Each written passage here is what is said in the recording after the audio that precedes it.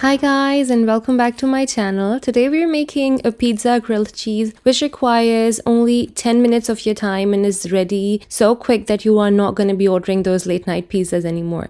So to start with the grilled cheese, you are going to need bread. Any of your favorite bread would do. I love using brioche and milk bread, and because it's a pizza grilled cheese, you're going to need some pizza mozzarella. Plain mozzarella would do too. And then I have some thick slices of cheddar, parmesan, butter for toasting the sandwich, and then these are all the ingredients you are going to be needing for your pizza sauce: some ketchup, some soy sauce, honey, some chili, any kind of a chili sauce really. I have sriracha sauce, and then some Italian seasoning or plain oregano would do as well. So to start with the sandwich, I'm gonna first start with the ones that I make for my kids because they don't appreciate any sort of a spice in it. I just use plain ketchup with some oregano. You can also mix some honey into it if you like, and then goes the cheeses: some cheddar cheese, mozzarella, and parmesan. You can also use your favorite, but this is like the best that works with the pizza mozzarella. You can also use plain mozzarella, plain cheddar. Plain cheddar is actually how a classic grilled cheese is made.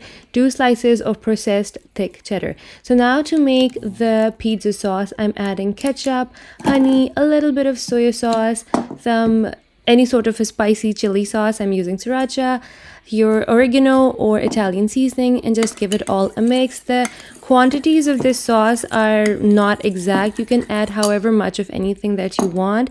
It's completely according to your taste. You can make it more spicy or more sweet, or less spicy, less sweet. So anything is gonna work with this. I also have everything mentioned in the description box just in case you want to have an idea of how it's gonna be. Now add that to your slice of bread, then followed by the cheese.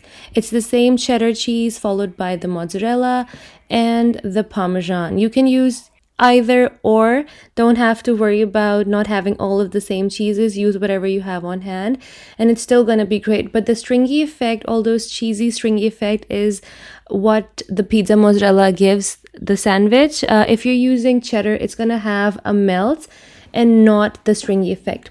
Now to toast the sandwich, I have my pan on medium low and I've added about a tablespoon of butter and I'm gonna toast it. I've put it down, move it a little bit so that it absorbs all the butter. Put the heat to low and cover the sandwich and let it stay there for about 3 to 5 minutes. What this is gonna do is it's gonna melt all of your cheeses while toasting the sandwich, and do the same on the other side.